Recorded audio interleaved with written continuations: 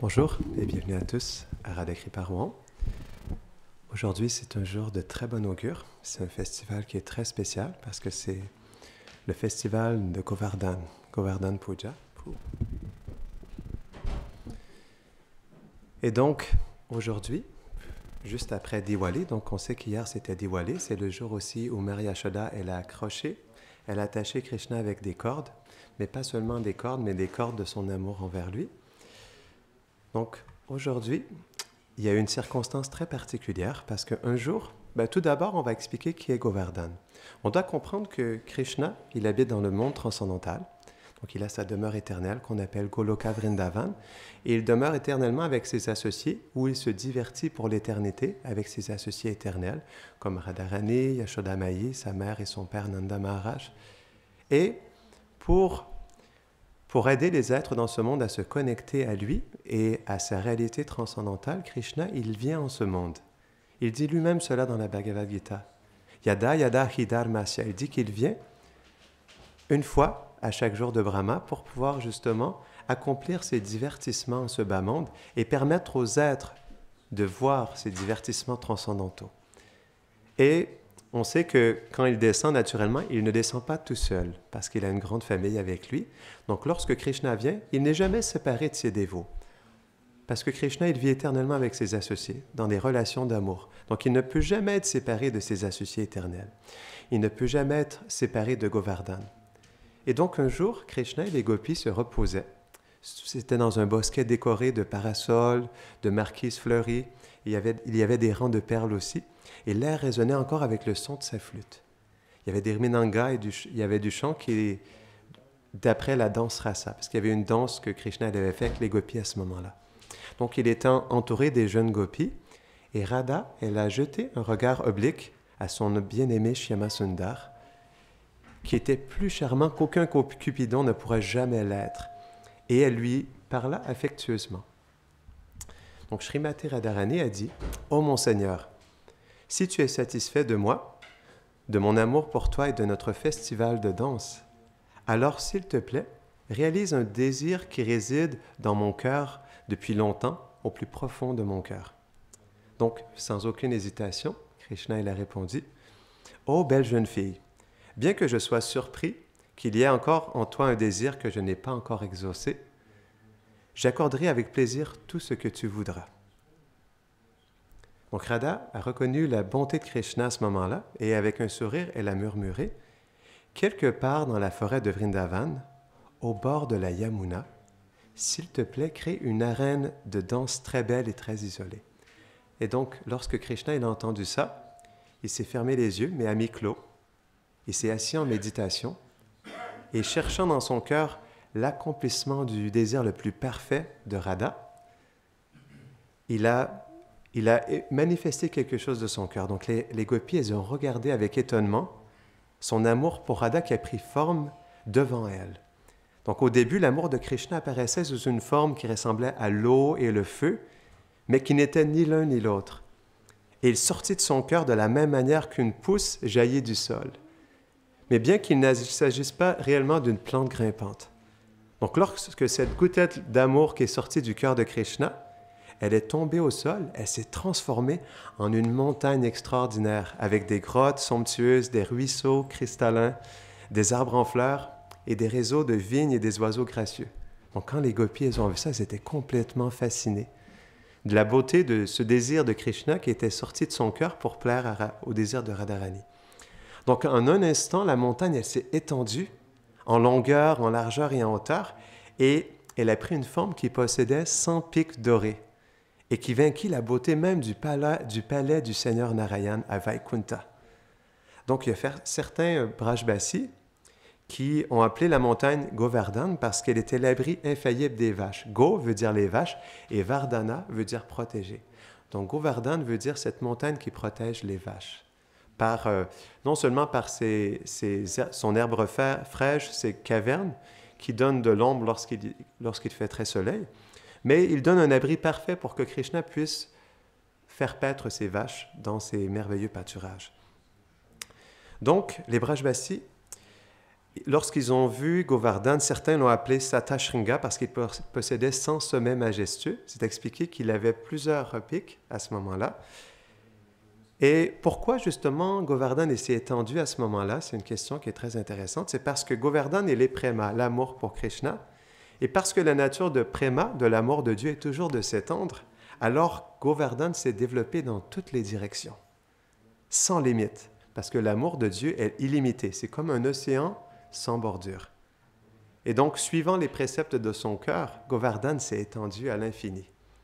Mais bientôt, il n'y avait plus d'espace à Goloka pour autre chose que la colline Govardhan. Et à ce moment-là, les habitants de Goloka Vrindavan, remplis d'appréhension, ont créé un grand tumulte parce qu'ils se sont dit, mais qu'est-ce qui va arriver si Govardhan continue à s'étendre? Il va s'étendre jusqu'à couvrir complètement Goloka Vrindavan. Et lorsque Krishna a vu le désordre que ça a provoqué par sa dernière création, parce que ça venait de son cœur, donc Krishna, il n'a pas pu être indifférent à ça. Donc, il s'est levé, il a frappé la montagne de sa main, et faisant prendre à Govardhan une taille proportionnelle à son environnement, pour qu'il puisse être en harmonie avec ce qui l'entoure. Donc, alors Krishna, il a réprimandé Govardhan en disant, « Pourquoi t'es-tu développé à un tel point, sans tenir compte des sentiments et des besoins des autres qui résident ici? Arrête immédiatement ces absurdités. » Et donc là, Govardhan, une fois qu'il a été corrigé, il a eu une leçon dans son cœur. Et s'est dit que même s'il avait une extase d'être sorti du cœur de Krishna, il ne devait pas déranger les associés de Krishna qui étaient avec lui. Donc une fois corrigé, Radha, elle a examiné l'œuvre de Krishna et satisfaite de ce qu'elle voyait, elle a amené son bien-aimé dans un endroit isolé sur cette montagne pour qu'ils puissent se rencontrer dans cet endroit spécial. Et c'est ainsi que Krishna a manifesté cette meilleure des montagnes, multicolore comme un arc-en-ciel, réservoir de tous les lieux saints et très, très cher au couple divin, les Brajbasis et leurs vaches. C'est comme ça que Krishna, il a manifesté Govardhan pour qu'il puisse venir avec Radharani dans ce bas monde. Parce que lorsque Krishna, il a demandé à Radha si elle voulait bien l'accompagner pour qu'il puisse être avec elle dans ses divertissements sur terre, dans ce bas monde, elle lui a dit, je suis prêt à t'accompagner, mais à une condition, que lorsque j'irai avec toi, qu'il y ait la Yamuna et qu'il y ait Govardhan, et qu'il y ait un lieu pour faire la danse rasa. Sans ça, je ne t'accompagnerai pas. Et donc, c'est à partir de ce moment-là que Krishna, il a fait cet arrangement pour manifester Govardhan. Donc, Govardhan, comme on expliquait, a appris une grande leçon ce jour-là, et Krishna, il a diffusé largement cette leçon en faisant rétrécir Giriraj de jour en jour à cause de la malédiction d'un brahmana. Parce que si vous allez à Vrindavan ici sur terre, parce qu'on expliquait, Krishna il est dans sa demeure éternelle, mais une fois à chaque jour de Brahma, il manifeste sa demeure éternelle et il a manifesté sur terre ici il y a 5000 ans. Et Giri Govardhan est toujours présent aujourd'hui, mais n'est pas de la même hauteur qu'elle était lorsque Krishna était présent, à cause de cette malédiction. Aujourd'hui, c'est peut-être 70 mètres de haut, mais à l'époque, c'était extrêmement haut. Et tout à l'heure, on vous expliquera plus en détail quelle était la grandeur, la largeur et la longueur de Govardhan. Et vous allez comprendre à quel point elle a rétréci aussi. Donc, en réponse à la demande de Brahma d'enlever le fardeau de la terre, parce que Krishna, il explique, Yada Yada Hidharmasya, qu'il vient non seulement pour rétablir les principes de la religion, mais aussi pour enlever les éléments négatifs dans la société. Parce qu'à cette époque-là, il y avait beaucoup de rois, des tyrans démoniaques qui contrôlaient l'humanité pour avoir du pouvoir. Et donc Krishna, Brahma, il est allé voir Krishna parce qu'il y avait trop de péchés sur terre, trop d'éléments négatifs, et donc il a quémandé Krishna de descendre pour rétablir les principes de la religion.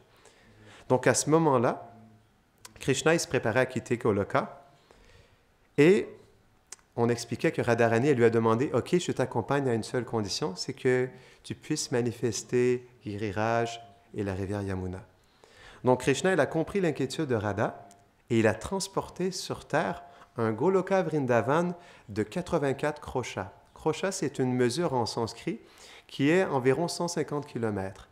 Donc il a manifesté parce qu'il faut comprendre que la demeure éternelle de Krishna, elle est illimitée. Brahma, lorsqu'il a eu la vision du monde transcendantal, la demeure de Krishna, il a vu une magnifique fleur de lotus, mais qui est illimitée. Et donc, lorsque Krishna vient ici, dans la sphère matérielle, naturellement, il ne peut pas manifester toute son opulence, toute la création spirituelle. Donc il vient, mais il amène comme une ambassade, on peut dire. Il amène Vrindavan, mais d'une manière limitée dans ce monde, pour que les êtres puissent pouvoir faire l'expérience de cet endroit. Donc c'est environ 150 kilomètres. Donc qui comprenait, on expliquait, la colline Govardhan, la Yamuna, mais aussi les 12 forêts de Goloka, parce que Radharani, elle avait demandé aussi, pas seulement la rivière Yamuna et la Govardhan, mais aussi les forêts de Vrindavan. C'était sa troisième condition. Elle avait 3 conditions. Donc même si Govardhan, il est éternellement présent à Gokul, il est né pour la première fois, parce qu'il faut comprendre que comme Krishna il vient dans ce monde, il fait des arrangements pour que ses associés comme Radharani, Govardhan puissent apparaître en ce monde, même s'ils sont éternellement présents à Goloka Vrindavan. Et donc, de la même manière, Govardhan est aussi apparu en ce monde à travers le fait d'être né de l'épouse du mont Drona, à Shalmalidvip. C'est une terre qui est à l'ouest de Bharatvarsha, qui est le continent indien. Donc, lorsque Govardhan est né, le mont Drona et son épouse étaient ravis, et les deux midis ont fait pleuvoir des fleurs. Et l'Himalaya, le mont Sumeru et d'autres montagnes sont venues offrir leur respect à ce moment-là, parce que Govardhan était venu sur terre. Donc les grandes montagnes de l'univers, ils ont fait le tour, ils ont adoré, puis ont glorifié Govardhan avec ces mots. Nos respectueuses obéissances à Govardhan, roi des montagnes. Dans la demeure divine de Goloka, qui est remplie de gopas, de gopis et de vaches spirituellement perfectionnées, vous servez le Seigneur Krishna comme sa montagne personnelle et son terrain de jeu. Donc nous nous inclinons à plusieurs reprises devant vous et vous offrons nos hommages. Ô couronne de Goloka, colline Govardhan, vous êtes assis sur les genoux de Vrindavan et êtes connu comme le parasol du Seigneur suprême Sri Krishna. Donc c'est comme ça qu'ils ont accueilli Govardhan. Donc à un moment donné, un peu après cela, le grand sage Pulatsya, il visitait un jour les lieux saints de l'univers. Parce que les sages, ils ont des pouvoirs mystiques et ils peuvent aller dans différents endroits de l'univers pour aller voir les lieux saints. Donc alors qu'il survolait Shalmalidvip, il a été attiré par la beauté incomparable de la colline Govardhan. Donc le sage, il s'est posé sur Giriraj, qui était luxuriant de vignes Madhavi en fleurs, c'est des fleurs qu'on retrouve à Vrindavan, lourd de fruits abondants, resplendissant de bijoux précieux, et décoré de nombreux minéraux colorés. Donc Pulatsya s'est approché du mont Drona et il a révélé son désir d'amener le fils de Drona à Kashi, qui est un lieu saint où réside Shiva, où est adoré le Seigneur Shiva. Ô Drona, vous êtes rempli d'herbes médicinales transcendantales, ainsi vous restaurez toujours la vie des gens. Je suis Pulatsya de Kashi et je suis venu vers vous avec une demande. S'il vous plaît, donnez-moi votre fils Govardhan. Je veux l'amener à Kashi et le placer au bord du Gange afin que je puisse y accomplir des austérités. Donc là, comme c'était un grand sage, le mont Drona, qui était le père de Govardhan, il s'est senti obligé parce qu'il avait peur que s'il refuse, il était tellement attaché à son fils Govardhan qu'il ne voulait pas le laisser partir, mais en même temps, il avait peur que s'il refuse, que le sage le maudisse. Donc il a acquiescé. Donc, après mûre réflexion, il a demandé à son fils d'accompagner le sage, mais la colline Govardhan était gigantesque. Elle faisait 103 km de long, 64 km de large et 26 km de haut.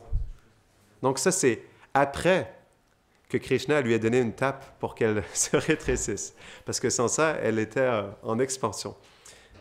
Et donc, lorsqu'il demanda à Pulatsya comment il serait transporté, le sage a répondu « Je te porterai ». Et donc là, les Himalayas, le mont Sumeru, ils étaient complètement fascinés de voir le sage qui, avec sa main, de son pouvoir mystique, a transporté cette immense montagne Govardhan. Mais lorsque Giriraj a accepté d'accompagner le sage, il lui a demandé une requête. Il lui a dit « Vous ne pourrez pas venir me chercher une seconde fois. Je resterai en permanence là où vous me déposez pour la première fois. » Après s'être incliné devant Drona, il s'est levé pour s'asseoir sur la main du sage. Imaginez-vous. C'est mystique. Donc, alors que les deux ont traversé Vrajmandal, qui est la région de Vrindavan qu'on expliquait, qui manifeste une circonférence d'environ 150 km, Govardhan a pu reconnaître sa demeure éternelle à ce moment-là, lorsqu'ils ont survolé la terre que Krishna avait manifestée pour accomplir ses divertissements. Et donc, il a vu que c'était l'endroit où le Seigneur Krishna allait bientôt descendre pour élever les vaches et taquiner les gopis, les jeunes filles de Vraj. Donc le meilleur des serviteurs de Krishna, il a vu son propre lieu de repos à côté de la Yamuna et il a pensé, voici le site où Krishna extraira les péages des gopis, ou là où il fera la taxe des gopis qui passeront sur le chemin avec leur peau de beurre. Et là, je pourrais voir Radha qui se met en colère contre Krishna. Donc il a vu ça quand il est passé au-dessus. Et donc il s'est dit, si je reste dans cette région, je pourrais voir de mes propres yeux les divertissements de Radha et Krishna tous les jours. Donc Giriraj, il a fait sentir à Pulatia tout le poids de ce qu'il était. Il a forcé le sage à oublier son accord. Et donc le sage, il s'est senti obligé par le poids immense de Govardhan de le poser. Donc il a posé Jai, Jai, Nishingadev Bhagavana ki, Jai Shapalad Maharaja ki, Jai Nitai Gaura Primanande. Donc il a posé, sans le savoir, il a été influencé par l'énergie interne de Krishna, la Yogamaya, il a posé sur la terre de Vraj. Et donc, il est allé répondre aux besoins de la nature. Il a pris un bain. Une fois qu'il était rafraîchi, il est retourné. Et donc, il a voulu ordonner à Govardhan de revenir sur sa main. Il a dit, lève-toi, nous n'avons pas encore atteint notre destination. Mais Giriraj ne voulait pas se lever. Donc, le sage, il a fait appel à ses pouvoirs mystiques, mais il n'arrivait toujours pas à soulever la colline. Donc, il a essayé d'employer des mots doux pour attirer Govardhan, mais Govardhan a déclaré « Ô sage, ne soyez pas en colère contre moi. Vous avez rompu votre propre vœu. Vous avez accepté de me déposer nulle part ailleurs qu'à ma dernière demeure. Et vous m'avez déposé ici. Donc, à cause de cela, je serai fidèle à ma promesse et je n'irai pas plus loin. » Mais quand le sage il a entendu ça, il est devenu rouge de colère. Ses lèvres ont tremblé alors qu'il a maudit Govardhan avec des paroles blessantes. Il lui a dit « Ô montagne arrogante, tu as frustré mon désir de t'amener à Kashi. Si tu aimes tant ta position, alors enfonce-toi dans cette terre en mesurant une graine de sésame chaque jour. » Et depuis ce jour, Giriraj redescend de la taille d'une graine de sésame à tous les jours. C'est pourquoi aujourd'hui, elle n'est pas la même grandeur qu'à l'époque. Parce qu'elle est apparue avant que Krishna vienne il y a 5000 ans, et c'est expliqué qu'elle est apparue un peu avant l'arrivée de Ramachandra, lorsqu'il est allé pour construire le pont de l'Inde jusqu'à Sri Lanka. Donc, les singes, à ce moment-là, ils collectaient des rochers partout, mais Hanuman, qui était très puissant, il était si fort qu'il allait chercher des montagnes entières pour construire le pont jusqu'à Sri Lanka. Parce qu'il faut comprendre que le seigneur Ravana, il avait kidnappé Sita, l'épouse de Ramachandra, pour l'amener à sa demeure à Sri Lanka. Et donc, Hanuman était si fort qu'il était allé jusqu'aux Himalayas pour chercher une montagne digne de ce nom. Et donc, lorsqu'il est allé dans les Himalayas, tout près des Himalayas, il a vu les opulences de Giriraj. Il s'est dit, mais cette montagne constituera un superbe ajout au pont de pierre du Seigneur. Mais il a essayé avec toute sa force et il n'arrivait pas à soulever Govardhan. Donc, il s'est dit il a conclu que la montagne était un être divin doté de pouvoirs surnaturels. Donc alors, Hanuman, il s'est incliné devant la montagne et il a offert ses prières. Et il a expliqué le besoin de Ram d'un pont. Et lorsque Govardhan, il a compris qu'il devait être engagé au service du Seigneur Ramachandra, il a volé immédiatement dans la main de Hanuman, impatient d'aller à Sri Lanka. Mais qu'est-ce qui s'est passé?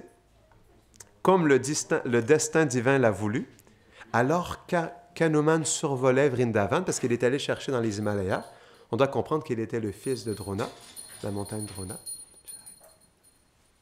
Et donc, à ce moment-là, il a survolé Vrindavan et il a entendu les bruits forts de la conque qui annonçaient l'achèvement du pont du Seigneur Ram. Donc, il s'est dit, il n'y a plus besoin de pierre. Et comme le fait qu'ils avaient soufflé la conque annonçait qu'ils pouvaient maintenant traverser le pont pour aller mener leur guerre contre Ravana. Donc, à ce moment-là, comme il avait hâte d'entrer dans la guerre avec les singes, impulsivement, il a lâché Govardhan d'une grande hauteur. Et lorsque la montagne a touché le sol, sa surface extérieure s'est brisée en roches de toutes les tailles. Et donc, Govardhan était très en colère parce que Hanuman ne voulait pas l'amener servir Ramachandra, mais le grand singe, il a apaisé son nouvel ami dévot en lui faisant une prédiction. Il lui a dit, « Parce que tu es désireux du service divin, lorsque le Seigneur Krishna apparaîtra dans l'ère suivante comme un jeune berger à Vraj, tu deviendras un parapluie pour le protéger et lui et ses parents de la colère d'Indra. » Donc, quand il a entendu cette prédiction, ça l'a rassuré, ça l'a apaisé son cœur et il est resté à Vrindavan. Donc, c'est expliqué comment aussi, dans les anciens textes sacrés, il y a différentes manières comment Govardhan il apparaît. Mais cette manière, elle est très belle, comment, à travers Hanuman, il est posé à Vrindavan. Donc, il a dit, donc lorsque Hanuman il est revenu voir son seigneur adorable Ramachandra et il lui a raconté l'histoire de sa rencontre avec Govardhan, le Seigneur a développé davantage les gloires de son premier serviteur.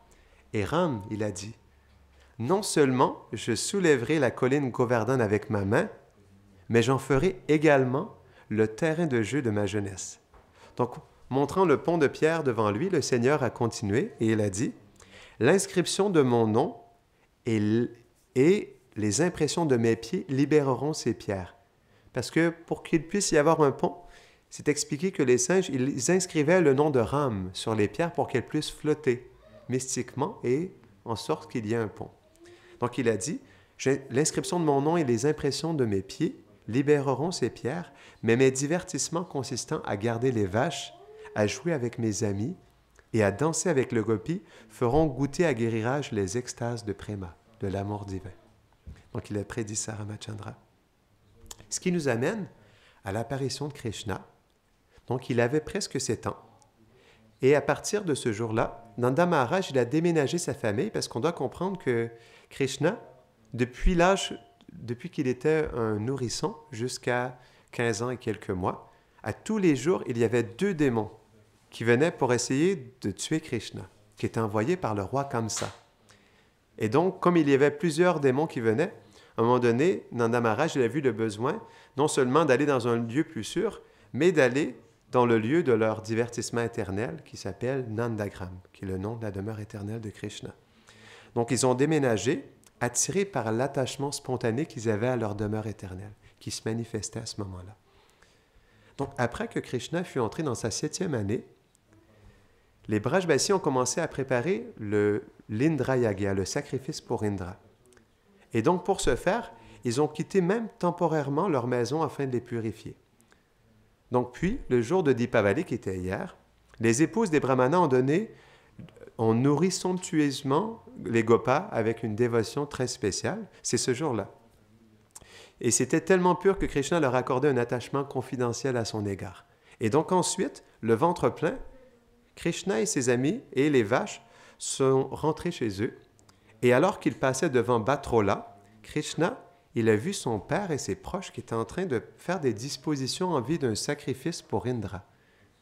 Et Krishna, il connaissait ce sacrifice parce qu'il était à sa 7e année et il avait vu son père les années précédentes offrir un sacrifice à Indra qui domine sur la pluie. C'est lui qui contrôle la pluie. Et comme ils étaient des bergers, naturellement, ils avaient besoin de la pluie pour qu'il y ait l'herbe fraîche pour nourrir leurs vaches, leur subsistance principale. Et donc, quand Krishna il a vu ça, il s'est dit, mais pourquoi ils prennent des dispositions tellement complexes pour plaire au Seigneur Indra? Mais Krishna, il a senti dans son cœur qu'Indra, il était devenu fier de son pouvoir limité, et donc il était mécontent que les Brajbasis, ils gaspillent leur dévotion pour un demi-dieu. Et donc, il a demandé à son père de réviser ses plans. Donc, il a approché son père respectueusement, Nanda Maharaj, et lui a dit, parce qu'il faut comprendre que Nanda Maharaj, il est la demeure de la gentillesse, de la simplicité et de la joie. Donc, quand Krishna l'a vu, il l'a approché respectueusement. Il a dit, « Oh, honoré père, quelle est cette grande entreprise que vous entreprenez? Qu'est-ce que cela vise à accomplir? S'il s'agit d'un sacrifice rituel, à quel demi-dieu est-il destiné? Et existe-t-il des preuves scripturaires pour justifier son exécution? Donc, s'il vous plaît, ne me pensez pas non qualifié pour comprendre ces choses simplement parce que je suis jeune. » Et donc là, son père, il a été désarmé par l'éloquence de Krishna, mais il est resté silencieux un moment. Et il s'est dit, est-ce qu'il ne devrait pas changer de sujet pour éviter de perdre du temps à expliquer un rituel complexe à un si jeune garçon?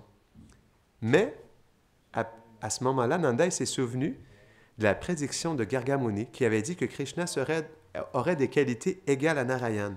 Et donc, il s'est dit, si la prophétie de Narada Muni, elle est vraie, de Gargamuni, elle est vraie, est-ce que ce sujet, pour lui, serait difficile à comprendre? Donc, il s'est dit, OK, je vais lui expliquer. Donc, Nanda, il a embrassé son fils avec amour, il est assis sur lui, ils se sont assis sur un petit tapis, et donc, le visage de Nanda, il brillait d'affection paternelle, et on pouvait voir ses dents blanches lorsqu'il a souri.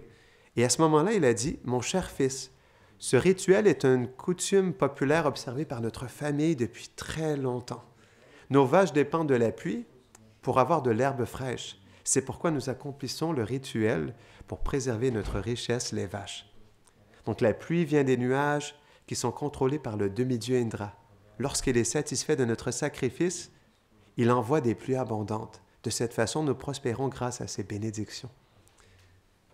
Et donc, il a dit, les Écritures disent que si nous négligeons des demi-dieux comme Indra par désir ou par inimité, alors nous serons ruinés. Maintenant, j'ai répondu à tes questions et j'ai décrit notre devoir le plus important. Es-tu satisfait? Et lorsqu'il a entendu cela, Krishna, pour cacher ses sentiments, il a souri doucement en pensant, « Mais pourquoi mes compagnons éternels, mon père, mes parents et mes amis, sont-ils absorbés par le culte d'Indra alors qu'ils vivent avec moi? La vérité suprême, le pouvoir derrière tous les demi-dieux. » Et donc Krishna, il a expliqué à son père un peu, il a donné des arguments pour lui expliquer que non, comme par exemple, il y a la colline Govardhan, en réalité c'est la colline Govardhan qui mérite le refuge et qui mérite aussi d'être adorée, parce que c'est elle qui donne l'herbe fraîche, qui permet aux vaches de pâturer, de paître dans les pâturages de Govardhan. Et donc, Krishna, il lui a proposé une alternative. Il a dit, pourquoi ne ferions-nous pas justement une adoration spéciale à Govardhan? Les vaches vivent d'herbe, et l'herbe, elle nous est fournie par Govardhan. Ah, donc, il leur a dit, et puisque notre famille prend toujours refuge auprès des brahmanas au cœur pur, faisons en sorte que tout ce qui a été collecté pour adorer Indra soit également utilisé pour un sacrifice destiné non seulement à cette colline Govardhan qui nous donne son refuge, mais aussi pour plaire aux brahmanas et aux vaches, qui sont notre richesse. Donc, Nanda, il a placé avec amour Krishna sur ses genoux et il a répondu, « Puisque tu l'as demandé, je vais organiser un sacrifice séparé. Mais laisse-moi pour l'instant accomplir ce sacrifice pour le roi Indra. » Mais Krishna, il n'était pas satisfait. Il n'était pas apaisé. Donc, il ne voulait pas un autre sacrifice. Il voulait briser la fausse fierté de ce demi-dieu en consacrant en nouveau les ingrédients qui avaient déjà été collectés pour donner aussi, à la fois pour montrer, pour glorifier Govardhan, mais à la fois aussi pour donner une leçon au roi Indra.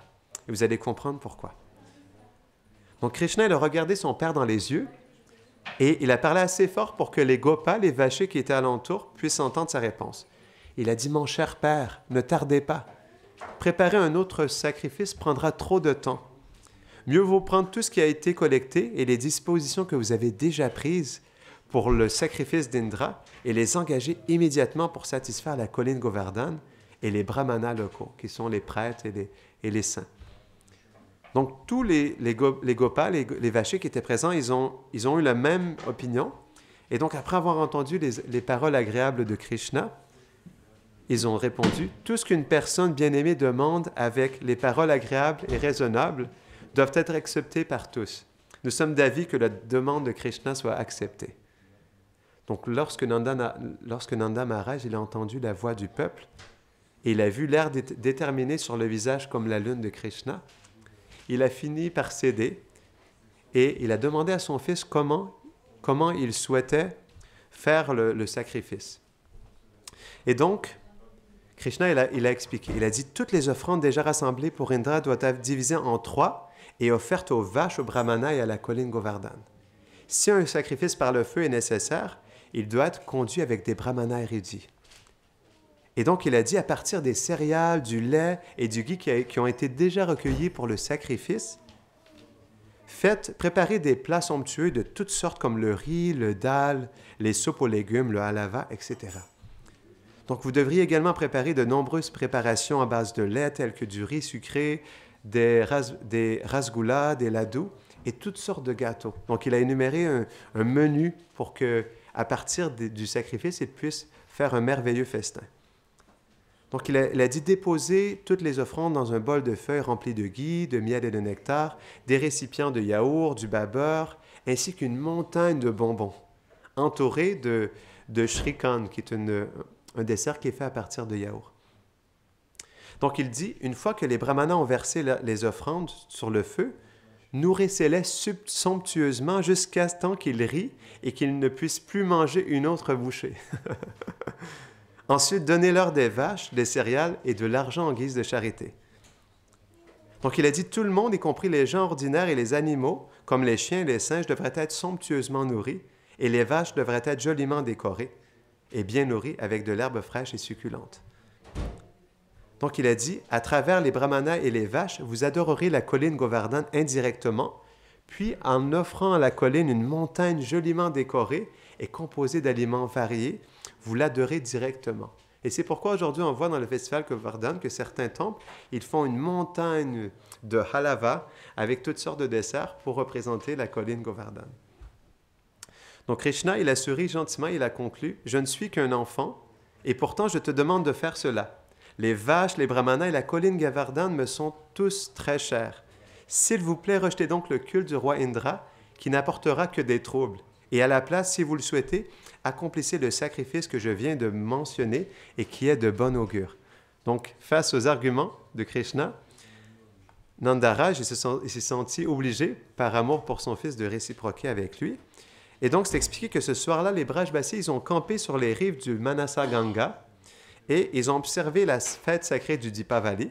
Mais on ne pouvait pas parler autre chose que du nouveau sacrifice qui allait être accompli le lendemain. Donc, tout le lendemain matin, les Brajbasis se sont lavés, se sont habillés et se sont ornés de toutes sortes de bijoux. Et ensuite, ils ont décoré les vaches avec des cloches en argent, des colliers de perles, des tissus de soie, et ils ont plaqué leurs cornes avec de l'or.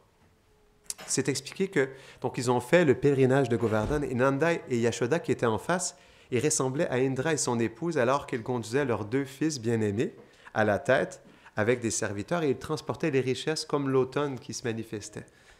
Et donc, derrière les monarques de Vraj, il y avait tous les ingrédients des sacrifices, toute leur famille, et ensuite les assistants qui étaient ornés de toutes sortes de bijoux. Les jeunes enfants étaient ornés ils avaient des bâtons multicolores, ils avaient des turbans merveilleux.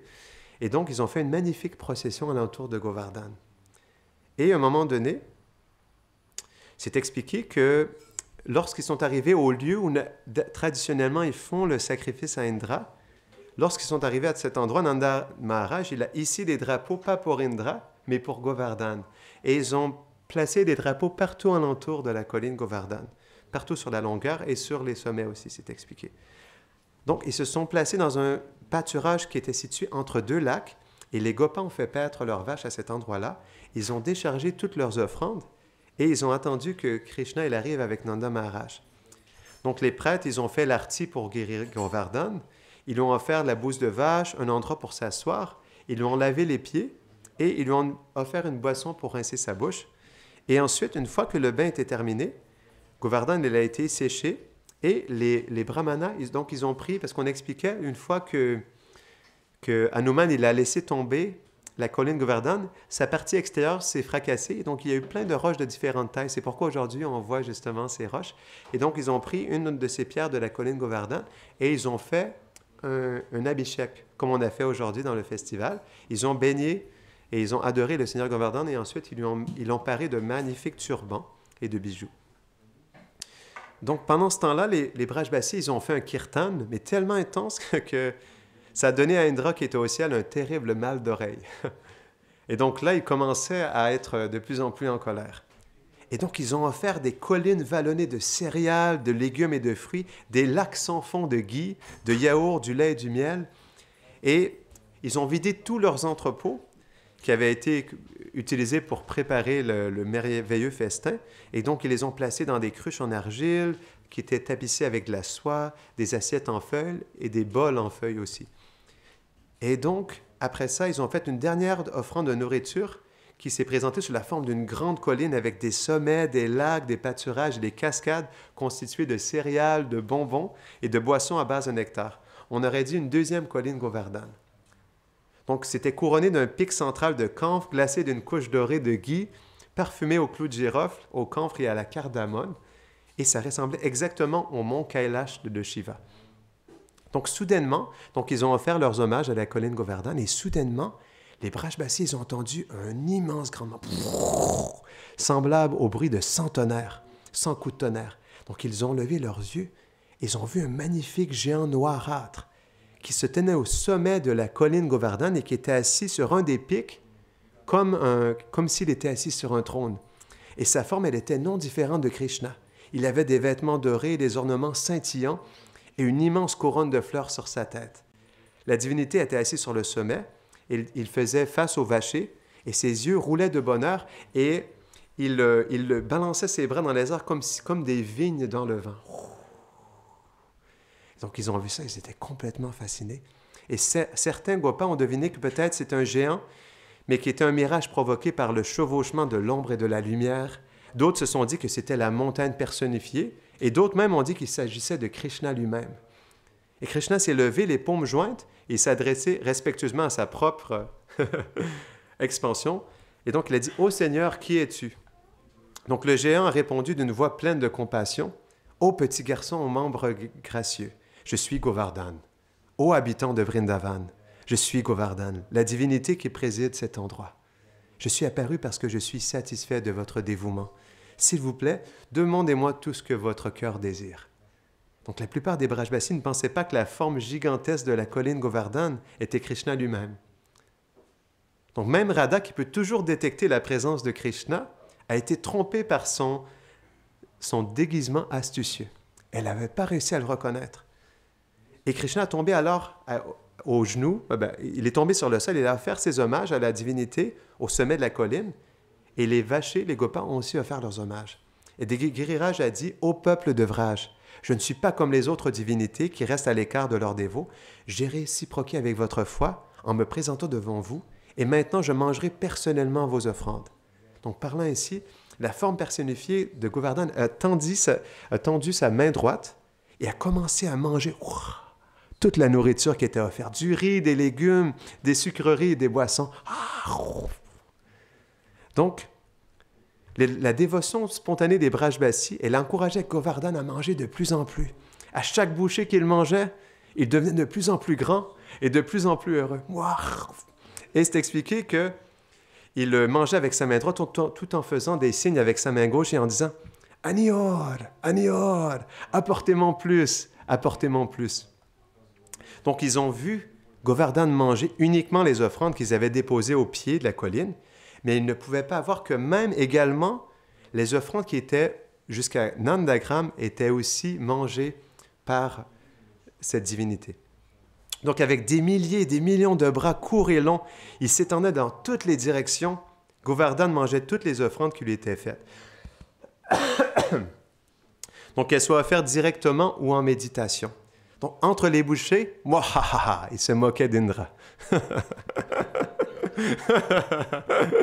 Donc, les Brajbasis de tous les villages de la région ont vidé leur stock de fruits, de céréales, de légumes et de produits laitiers pour nourrir la gigantesque divinité de la colline Govardhan. Mais celui-ci a continué à en exiger davantage. Donc, ils ont eu peur, ils ne savaient plus quoi faire parce qu'ils n'avaient plus de nourriture à lui donner. Il avait tout mangé. Donc, finalement, alors qu'ils n'avaient rien d'autre à cuisiner ni à offrir, par peur d'offenser la divinité, ils se sont tournés vers Balaram pour obtenir de l'aide. Et le Seigneur offrit alors une feuille de tulsi à la divinité. Pas une feuille, un arbre, une plante de tulsi, c'est expliqué. Hein? Une plante. Une plante de tulsi à la divinité géante, parce qu'une feuille, c'est petit. Hein? Il était quand même une montagne personnifiée. Donc, lorsqu'il a pris Klintosmi, il était complètement satisfait lorsqu'il a reçu tulsi. Et donc, lorsqu'il a fini de manger, il devait se rincer la bouche. Il s'est rincé la bouche avec l'eau d'un lac voisin et l'a recraché derrière lui, faisant apparaître comme par magie une forêt luxuriante. Et donc, après ça, il s'est curé les dents avec des cannes de bambou et adouci sa bouche en mangeant quelques charrettes de doigts de Bethel. Son beau visage rayonnant de satisfaction. Wow. Donc, le repas terminé, il était le temps de lui offrir l'arti, mais les brahmanas et les brajbasis étaient perdus alors qu'ils se précipitaient pour trouver une lampe suffisamment grande pour correspondre à la taille de leur immense divinité vénérée. Et donc, ils ont discuté entre eux de l'alternative, mais ils n'arrivaient pas à arriver à une conclusion. Et finalement, Krishna a manifesté un gigantesque plateau rempli de milliers de flammes que les Gopas soulevèrent et offrirent en masse. Imaginez-vous, à Govardhan personnifié. Donc ensuite, les Brajbasis, ils ont fait, on expliquait une procession. D'abord, c'était les vaches blanches, puis les autres vaches, ensuite les brahmanas, puis les dirigeants de la communauté, et enfin les assistants des dirigeants, les serviteurs. Après les assistants, il y a eu les jeunes gopis, les servantes, les artisans de diverses guildes, et enfin une foule d'autres, même les animaux de la forêt ont suivi cette procession. Donc, pendant ce temps, au paradis, parce qu'on sait que Indra, il habite dans les cieux, qui s'appelle Indraloka, qui est une demeure dans les planètes édéniques. Et donc, Narada Muni, il a informé Indra parce que Narada Muni, il aime faire ça, il aime précipiter les divertissements de Krishna, il est expert à cela, et donc il était présent. Et il a dit à Indra que son festival a été remplacé par une fête pour la colline Govardhan. Donc Indra, il était assis dans une assemblée des puissants demi-dieux et des voluptueuses Asaras. Et il était humilié publiquement, le visage marqué par le découragement. Et il pensa, comment ont-ils pu simplement annuler mon sacrifice? Les lèvres d'Indra ont tremblé de colère alors qu'il appelait les nuages Samvartaka, qui sont les nuages qui sont responsables de la destruction universelle, lorsqu'il y a la fin de cet univers. Donc le roi Indra a dit en colère, « Ô mes fidèles serviteurs, ô nuages puissants, capables de détruire les 14 systèmes planétaires, si vous m'êtes vraiment fidèles, écoutez ce que j'ai à dire et agissez en conséquence. Les vachis de Vrindavan, dirigés par le roi Nanda, ont cessé de m'adorer à l'instigation d'un petit garçon appelé Krishna, qu'ils ont accepté comme leur seul refuge et soutien. Pris par un faux orgueil, ils ont abandonné mon culte pour adorer une montagne appelée Govardhan. C'est ainsi qu'ils m'ont offensé, moi que la déesse du savoir loue constamment. Je vous ordonne donc de déverser des pluies incessantes sur Vrindavan et de détruire ces vaches. À quel point il était en colère. Le lait produit par ces vaches est le seul moyen de subsistance du roi Nanda et de ses partisans. Les pluies torrentielles et les vents, tels un ouragan que vous enverrez, combinés aux éclairs que je lancerai à vos côtés, parce que, tout comme Zeus, qui est Indra, son arme est une éclair. Donc je lancerai ces éclairs à vos côtés et je tuerai toutes les vaches et les habitants de Vrindavan. Wow, la colère d'Indra. De cette façon, le bref règne de Krishna, bavard et arrogant, prendra fin et le monde et les cieux se rendront compte de la futilité de prendre refuge en lui, un enfant humain ordinaire. Vous êtes des vachiers espiègles. Vous avez écouté les fausses paroles d'un enfant bavard. Vous avez bêtement ignoré mon culte et causé la ruine sur vos propres têtes. Voyons maintenant comment Krishna vous donnera refuge. Wow! Donc les pluies légères se sont rapidement transformées en des averses incessantes. D'énormes colonnes de pluie qui tombaient sur la terre, c'était comme des piliers, la pluie. Il y avait des rivières qui étaient formées, des lacs turbulents dans les pâturages. Les collines et les forêts de Vrindavan étaient inondées par les rivières. À mesure que les nuages devenaient de plus en plus épais, laissant tomber des grêlons de la taille de rochers, l'atmosphère entière devenait horriblement sombre, comme l'obscurité intense créée lorsqu'il y a cette coquille qui entoure cet univers. Les vents ont déchiré les montagnes et déraciné les arbres.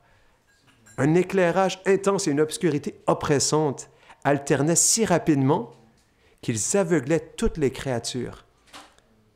Les oiseaux en détresse étaient jetés à plusieurs reprises au sol par des vents violents. Pour calmer et rassurer ses proches, Krishna a prononcé ces paroles. « Chers amis, il ne fait aucun doute que cette situation calamiteuse est l'œuvre du roi Indra. Mais une telle adversité devient insignifiante et par ma grâce est facilement surmontée pour celui qui s'abandonne à moi. » Pendant que Krishna parlait, il entendit son père réciter les 46 noms d'Indra comme Sachisha et Vajrahasta. Donc quand il a entendu ça, bouleversé par la dépendance persistante à l'égard des Devas, Krishna s'est écrié « Père, sommes-nous si lâches que nous devons prier cet Indra, que je peux réduire en poussière en un instant? Mettez de côté votre peur et regardez mes divertissements se dérouler, tandis que j'écrase l'orgueil montagnard de ce misérable insecte. Jai Krishna! Parce qu'il est devenu fier de son opulence, au lieu de penser en tant que mon serviteur, Indra, ainsi que certains de ses collègues demi-dieux, se prennent à tort pour les seigneurs de l'univers. Maintenant, je vais détruire cette ignorance et soulager Indra de son faux prestige. Et, simultanément, je protégerai ma famille et ma maison, la communauté des Vachés et la terre de Brindavan. Ô Vachés de Vraj, nous n'avons pas un instant à perdre. Rassemblez immédiatement vos personnes à votre charge, vos vaches et vos objets de valeur, et dépêchez-vous vers la colline de Govardhan. Il nous sauvera certainement de la fureur d'Indra. Donc, parce qu'il faut comprendre que c'était les nuages de la destruction universelle qui tombaient sur la terre de Vrindavan. Donc, les habitants de Vraj marchèrent péniblement malgré le vent et la pluie jusqu'à Anakut, Kshetra, au pied de la colline Govardhan. Et donc, ils ont cherché un refuge dans les grottes de la grande montagne et ont attendu l'arrivée de Krishna. Et au départ, Krishna avait pensé même détruire le royaume d'Indra. Mais il a décidé plutôt de manifester sa compassion envers ses proches et en même temps de donner une bonne leçon à Indra. Donc c'est alors que Krishna il a formulé l'idée d'utiliser la colline Govardhan comme un parapluie pour abriter les Brajbasis. Donc sur les branches, donc il était à un endroit particulier avec Madhu Mangal et certains de ses amis proches, en dessous d'un arbre, et donc sous les branches gorgées de pluie de cet arbre Kadamba, il a révélé son plan. Donc, pour convaincre les Gopas qu'il était à la hauteur de la tâche, Krishna il a joint 2 branches de l'arbre pour former un cercle, et ensuite il a tordu le tronc de l'arbre. Et donc, ils ont tellement été impressionnés, Madhu Mangal l'a béni pour cette tâche. Donc, il est parti, et il a rencontré finalement les Brajbasis. Et ils ont remarqué aussitôt que son turban, ses cheveux et ses membres et ses vêtements n'étaient même pas touchés par la pluie et le vent. Yogamaya l'avait protégé alors qu'il courait vers Giriraj. Et donc, les habitants de Vrindavan, ensuite, on expliquait qu'ils attendaient Krishna à ce moment-là. Et donc, Krishna, sans perdre de temps, il a serré sa ceinture et comme c'était son habitude, avant de relever un défi, il s'est approché de l'extrémité de la colline et il a touché avec respect et a offert ses obéissances. Il s'est déplacé à une vitesse fulgurante au cœur de la grotte, sous le centre de la colline, et doucement, comme s'il soulevait un bébé veau, il a commencé à soulever la colline Govardhan. Donc, juste au-dessus de Govardhan, ils ont vu Krishna debout dans une pose courbée à 3 endroits, le bras gauche levé et tenant nonchalamment la colline en l'air avec son petit doigt. Donc, pour apaiser leur peur, Krishna s'est adressé aussitôt à eux avec une voix très douce et affectueuse. Et d'une manière ou d'une autre, il a parlé à chaque personne individuellement, parce que c'est ça Krishna. Comme c'est la personne suprême, il peut faire sentir à chacun qu'il est présent et qu'il parle à chaque personne individuellement. Donc, il a commencé à dire « Ô mère, ô père, ô Saint-Jean, apportez tous vos biens et venez ici. » Donc, ce roi des montagnes apprécie le bonheur de flotter dans les airs. Il ne me semble pas plus lourd qu'une bouffée de coton. Je ne fais aucun effort, alors s'il vous plaît, restez calme et paisible. Donc, Krishna tenait Govardhan avec autant de facilité qu'un enfant tient un champignon. Mais comme la montagne tremblait d'extase à son contact, Krishna a demandé aux Vachés de stabiliser la colline avec leurs bâtons. Mais c'était juste pour réciproquer avec eux parce qu'ils savaient qu'ils allaient vouloir l'aider, parce que pour eux, Krishna est un enfant ordinaire. Et donc, Krishna a vu que les eaux de la crue de l'inondation avaient commencé à s'écrouler dans la dépression qui était située sous la colline Govardhan. Et il a fait appel mentalement au Seigneur Shesha, qui est le serpent divin, et à son disque divin, le Sudarshan Chakra, pour l'aider. Donc, le serpent divin s'est mis alentour, parce qu'il y avait un espace entre la colline Govardhan et le sol.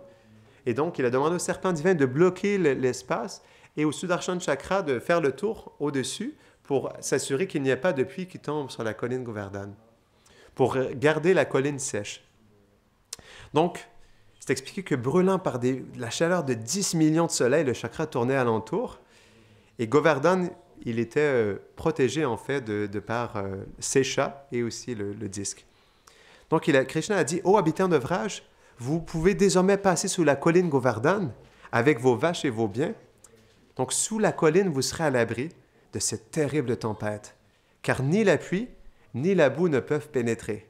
En fait, cet endroit est comme un royaume céleste souterrain auquel on peut facilement accéder par des larges escaliers. Donc, c'est expliqué qu'ils sont descendus et ils ont vu un magnifique endroit. C'est expliqué qu'entre le dessous de la colline Govardhan et le sol qui était cette caverne, il y avait 27 mètres de haut.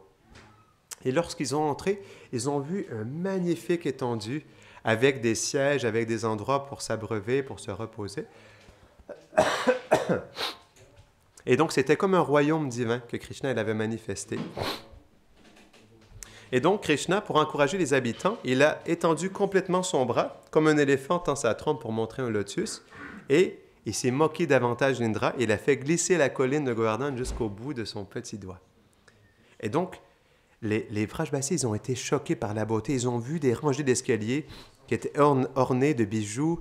Ils ont vu une vallée resplendissante qui faisait honte au jardin céleste qui entoure le mont Meru. Et il y avait une sérénité divine, c'était semblable à celle de Vaikunta. Ça imprégnait le royaume sous la colline. Et il y avait en fait toutes sortes de joyaux qui brillaient dans cette caverne. Et le sol était une mosaïque de pierres précieuses rares et des pierres précieuses qui amenaient de la lumière justement au Vrajbasi. Donc la zone entière était divisée pour accueillir les hommes, les vaches et les femmes. Et donc, les places assises, il y avait des canapés pour qu'ils puissent se reposer, des endroits pour qu'ils puissent cuisiner aussi. Et donc, c'est expliqué qu'il y avait même la douce brise du parfum des fleurs kadamba et le bois de sentelle qui soufflait doucement à travers la vallée sous Govardhan. Et ça rafraîchissait à la fois le corps et l'esprit des Vrajbasis, qui étaient fatigués de cette épreuve. Et une fois de plus, Krishna, il a parlé avec une voix très douce, et les Vrajbasis ont écouté ce qu'il avait à dire. Il a dit « Oh ami, vous avez vu comment Giriraj est apparu en personne et a facilement consommé les montagnes de nourriture que vous lui avez offertes. Giriraj semble seulement être une montagne. En réalité, c'est un grand transcendentaliste. Pourquoi? Alors lui serait-il difficile de devenir en apesanteur et assis sur mon doigt comme un papillon? Sinon, comment un enfant pourrait-il prendre cela si facilement? La colline Govardhan est complètement indépendante. Il fait ce qu'il veut. Je ne suis qu'un instrument, une marionnette mue par les cordes de sa volonté. » Donc Krishna, il se montre dans ça comme le serviteur de Govardhan. Donc il a dit, s'il vous plaît, justement, réunissez-vous et mettrez-vous à votre aise. C'est expliqué que Krishna, pendant 7 jours et 7 nuits, parce qu'il faut comprendre qu'à Vrindavan, normalement, les Vrajbasis, il y a certains moments de la journée, ils ne voient pas Krishna. Par exemple, lorsque Krishna va dans les pâturages, ses parents ne voient plus Krishna de l'après-midi. Et vice-versa, lorsque, par exemple, Krishna retourne dans sa maison, il ne voit plus les copies. Mais pendant 7 jours et 7 nuits, les Vrajbasis pouvaient voir et s'abreuvoir de la beauté de Krishna à volonté. Et donc, lorsqu'ils voyaient Krishna, la couleur de Krishna était la même que celle des nuages de pluie à l'extérieur. Mais leurs effets étaient très différents. Sa teinte corporelle, elle était apaisante pour les yeux, tandis que la vue des nuages était pénible. Et donc, le son de la voix de Krishna et le bruit du tonnerre à l'extérieur étaient les mêmes. Mais encore une fois, ils n'étaient pas les mêmes. La teneur de sa voix était agréable, tandis que le grondement des nuages était terrifiant. Donc, les éclairs jaunes vifs du dhoti de Krishna étaient les mêmes que les éclairs extérieurs. Mais son tissu éblouissant assurait la sécurité des habitants de Vraj, tandis que les éclairs à l'extérieur signalaient un danger imminent. Donc, les Vrajbasis se tenaient en groupes séparés dans cette caverne. Il y avait les vachés qui se mêlaient avec les brahmanas, tandis que les vieilles dames mariées restaient avec leurs filles. Et donc, Radhika et les autres gopis jeunes mariés restèrent avec leurs beaux-parents. Des amis comme Madhu Manga se tenaient aux côtés de Krishna et Nanda Maharaj, et Maria Yashoda et Balaram se tenaient juste devant lui. Donc, les vachés, les hommes et les femmes, ils se sont dit, mais jusqu'à présent, nous n'avons jamais pleinement apprécié la magnifique élégance du corps de Krishna, ni la beauté parfaite de son visage. Et 24 heures sur 24, ils pouvaient apprécier la beauté de Krishna.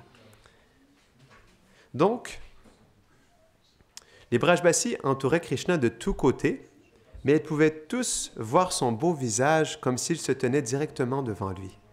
Et chacun d'eux pensait qu'il rendait seul son regard. Ça, c'est Krishna.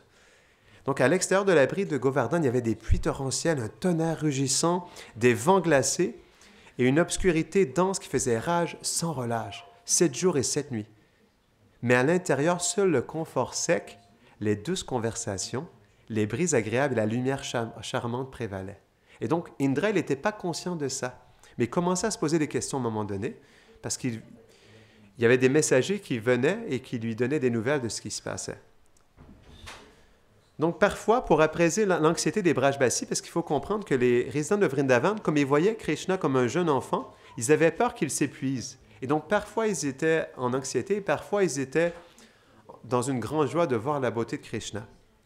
Et donc, à un moment donné, pour apaiser l'anxiété des Brajbasis, Krishna, il a joué de sa flûte de bambou avec sa main qui était libre, et à d'autres encore, il posait sa main sur l'épaule d'un ami. Donc, incapable de rendre l'appareil comme il le faisait normalement, Krishna, il laissait ses yeux expressifs parce qu'il ne pouvait pas directement communiquer avec ses bien-aimés. Donc, pour pouvoir réciproquer avec eux, il leur donnait des doux regards, il leur faisait des sourires charmants et il leur offrait des larmes aussi, en respect à ses supérieurs, pour enchanter ses pairs et pour montrer l'affection qu'il avait envers ses proches, ses amis et les gopis. Donc, parfois, justement, c'est expliqué que les gopis, elles avaient peur que Krishna il se fatigue. Et elles avaient peur qu'il ait de la douleur de porter Govardhan, mais en même temps, elles étaient emplies d'une grande joie de toujours pouvoir le percevoir. Et c'est ce qui faisait qu'ils étaient constamment frappés par des vagues de joie et d'anxiété simultanément. De voir Krishna, mais en même temps d'être en anxiété qu'il ait autant de difficultés, selon eux, à tenir Govardhan. Et donc, à un moment donné, Mère Yashoda, elle a réprimandé Krishna.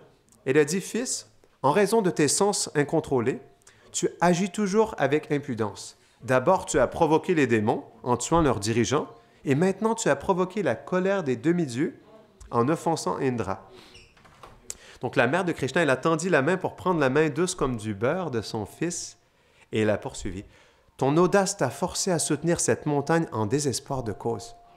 Et ainsi tu souffres. Ô Seigneur, s'il te plaît, sauve-nous. » Donc, Madhu Mangal, il a lancé un sourire ironique à Krishna et a dit à Yashoda, « Mère, pourquoi châtier Krishna injustement? Si Indra, en colère, ne nous avait pas attaqués, comment pourrions-nous alors savourer la douceur de voir Krishna soulever la colline Govardhan? » Donc, Yashoda s'est tournée vers Madhu et elle a répondu, « Imbécile lutin! Qu'y a-t-il de si doux chez un jeune garçon frêle qui lutte pour soutenir une gigantesque montagne? Ô Shiva, rien que d'y penser me rend étourdi. » Donc la mère de Krishna, elle a levé ses yeux vers la colline Govardhan, elle a joint ses paumes et il y avait des larmes qui coulaient de ses yeux. Elle a dit, « Ô Giriraj, s'il te plaît, sois compatissant et accorde-moi une faveur. Si tu es en fait une divinité vénérée, alors s'il te plaît, fais quelque chose pour devenir doux et en apesanteur afin que mon petit garçon, Krishna, ne ressente aucun inconfort. Ô honorable montagne, telle est ma demande. » Donc Krishna a essayé de rassurer Yashoda. Il a dit, « Mère, pourquoi t'inquiètes-tu? Je t'ai déjà dit, Giriraj flotte par son propre pouvoir. Rien ne pourrait être plus délicieux pour moi que d'agir comme un instrument de sa volonté. » Donc Yashoda a répondu, « Mon cher fils, peut-être que tu t'amuses, mais te voir fatigué maintenant, je ne croirais pas que tu dis que... » En fait, elle était inquiète de le voir comme ça, puis elle aurait aimé qu'il soit dans une autre circonstance. C'est pourquoi elle avait grondé son fils en réalité. Elle n'en pouvait plus de voir son fils tenir cette montagne pendant aussi longtemps.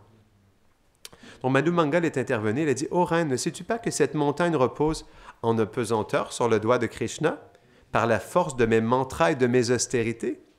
Et ils apaisent aussi son bras droit en plus. » Donc, Mère Yashoda, elle a été un peu dérangée du commentaire de Madhu Mangal. Elle a dit, « Garçon impertinent, je brûle d'anxiété à cause de mon fils obstiné, qui souffre parce qu'il n'écoute jamais les bons conseils. Et toi, tu ne fais que plaisanter et faire le fou en plus de ça. » Donc, Nanda Maharaj, il a vu que sa femme, elle perdait son sang-froid et il a pris donc la défense de Madhu Mangal. Il a dit, « Pourquoi grondes-tu Batu? » Batu, c'est un surnom de Madhu. Les experts en diplomatie utilisent souvent des mots amusants pour apaiser la tension des situations difficiles. Donc, Nanda Maharaj, il a poursuivi. Il a dit, « Le discours de Madhu Mangal correspond à la nécessité du moment. D'ailleurs, notre fils apprécie beaucoup l'humour du garçon. Tu devrais le récompenser, pas le châtier. » Donc ensuite, les Brajbasis étaient complètement enivrés par la vue de Krishna. Ils ont commencé à parler fort entre eux. Ils ont transgressé toute étiquette en analysant en détail les gloires des clochettes de Krishna. Parce que d'habitude, les serviteurs ne glorifient pas une personne lorsqu'ils sont en compagnie de leur supérieur. Donc, ils ont dit, regardez, puisque Krishna reste immobile, ces clochettes de cheville deviennent silencieux comme des muets. Le bruit de ces ornements écrase tout orgueil, résout tous les problèmes et désamorce tous les dangers.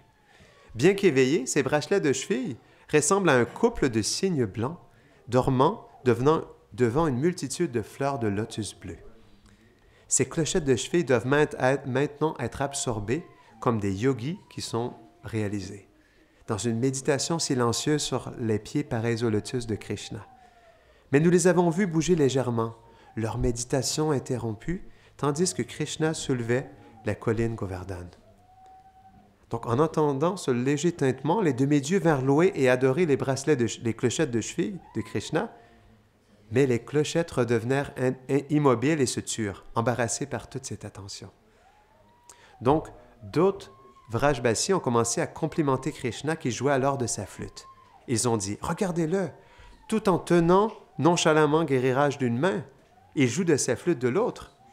Il le porte à ses lèvres et joue des airs doux qui nous remplissent d'extase. » Soudain, Madhu Mangal, un ami de Krishna, il s'est précipité en avant et attrapé les clochettes de la cheville de Krishna en criant « Ami, arrête, arrête, ne joue plus de ta flûte. Les mélodies de ta flûte changent le cours de la nature. Ils font fondre les montagnes en rivières et les rivières se transforment en pierres. Si Govardhan fond, notre abri disparaîtra. » Un autre vacher consterné a ajouté « Si la colline Govardhan se fond dans une autre rivière, il fera plus que simplement nous laisser sans abri. Il nous engloutira dans l'eau et nous fera tous nous noyer. » Donc, ils ont fait plein de commentaires comme ça. Et, à un moment donné, c'est intéressant parce que je me posais cette question, je me disais, est-ce que tous les habitants de Vrindavan ont réussi à prendre refuge de la colline Govardhan? Parce qu'on parle des insectes, des animaux, et c'est expliqué que lorsque Krishna a soulevé la colline Govardhan, certains animaux et insectes se sont réfugiés, et ceux qui ne pouvaient pas ont pris refuge des grottes qui étaient sur la montagne.